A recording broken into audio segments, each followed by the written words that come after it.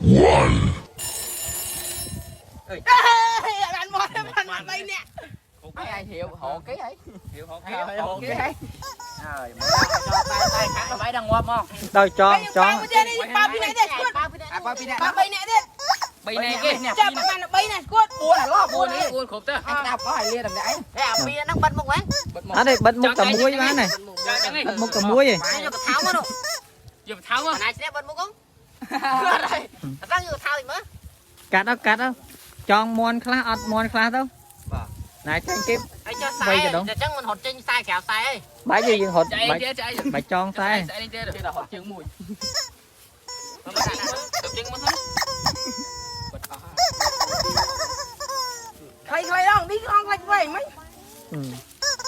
Cắt khai về mấy. Cả về mấy. Cái pin khuôn. Trời ơi, mình bay canh ra. Ta hồn mà pin nắng bay mà cháu. Thế đâu Trên kẹo sai ơi. Trở lại đây tốt à. ở đây bãi to bay mà chơi thì chứ giờ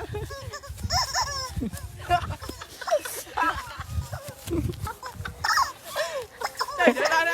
bay bay tí ba bãi khlang về hay bãi mó đó ừ.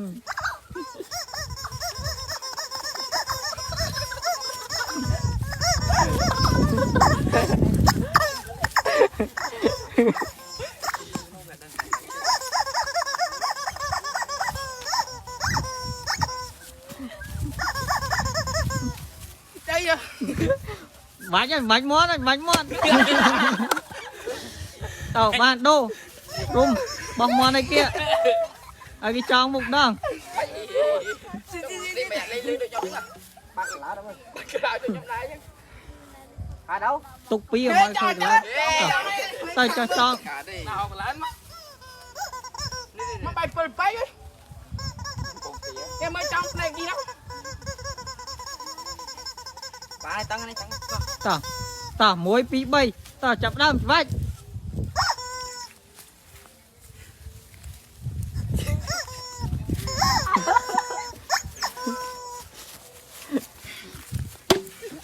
vạch mòn vạch mòn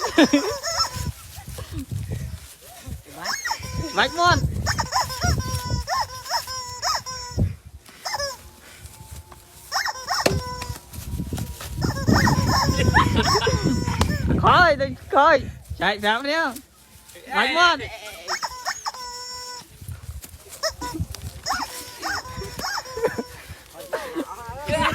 vạch Nó gọi nó ngay đó. có mai trình sai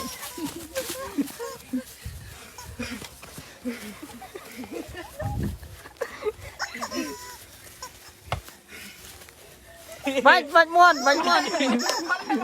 không có gì sang tiền không Còn lên vạch mòn lên. vạch mòn ạ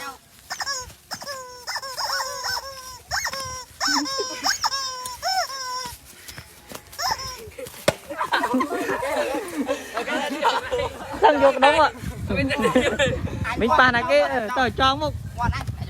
Mà bay bay Ngon anh. Cười mừng. Ngon lúc à. đây vạch mòn rồi đây vạch mòn mấy lư số Chạy mà chạy mà. Bà trông tư. Bà trông tư. Chọn rồi.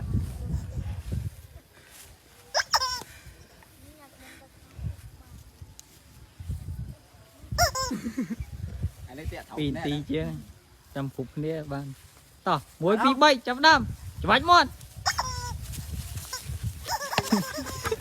à mấy vây tranh nghe mà khói luôn cái choang nghe tranh khói nghe mà khói Bạch ngon, bạch ngon. vạch mòn Bạch ngon, bạch ngon.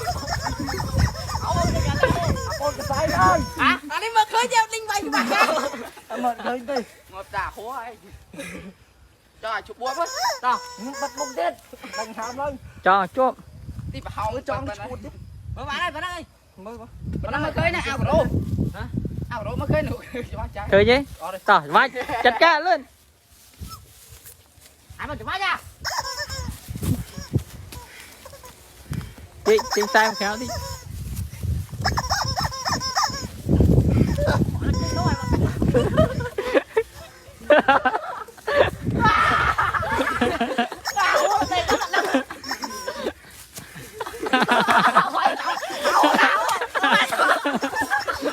vạch vạch mòn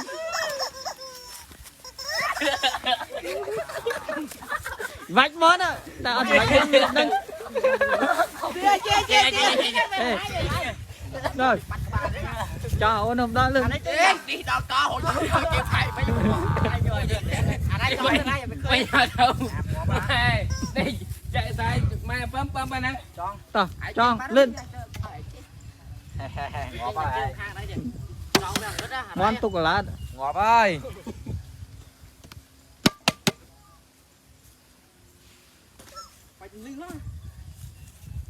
chết đâu chết rồi không chết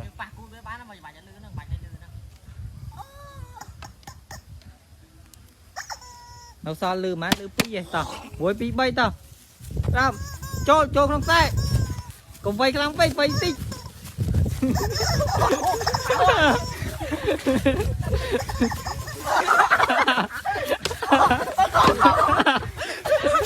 nè ô nó chênh xá rồi đâu lên vạch mòn cho làng cho lên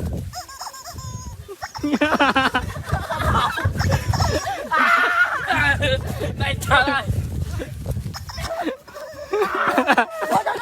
ở cái đông chôm tao muối bị bay vạch mòn lên thôi bị bay à tôi thoáng nó không chạy ô chạy ra về hô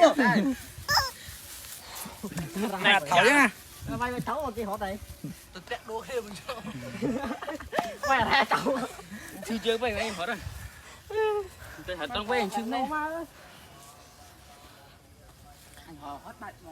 chết cục nè nó sao mà nè tiết nó sao pi nè tiết cục nè lâu ơi ô chim nhanh đi trong chắc ấy chùa đấy mà mình chưa được này cái class rồi nó bảy nha này đâu nhầm nãy nó bảy nha man cùng bồi pi đom hay lắm hay đó hộp một kia mà chốc mà nó chưa nôn thân anh ngồi nhầm nãy à đấy hay đâu anh gọi cho nào nhầm nãy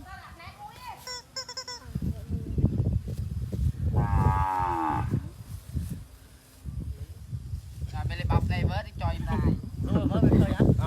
lên mình thôi mà khói đi cái rốt cho nó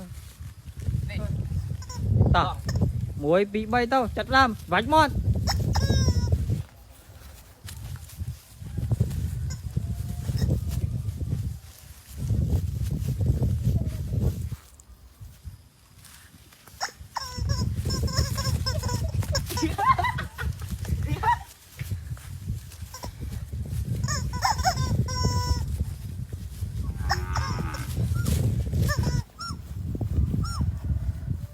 vạch mòn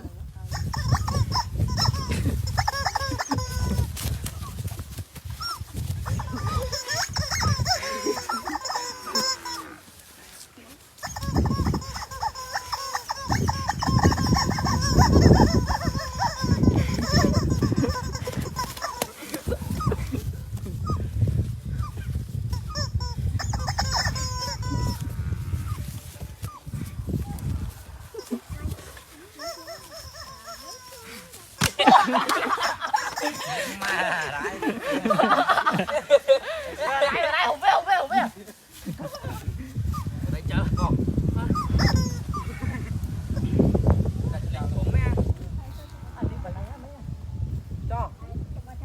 cho đây cho về đây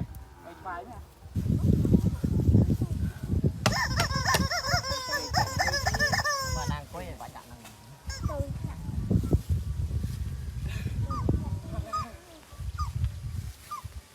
là cái nào nãy rồi cái mũi ở bên bao quạt này tao vạch mòn lên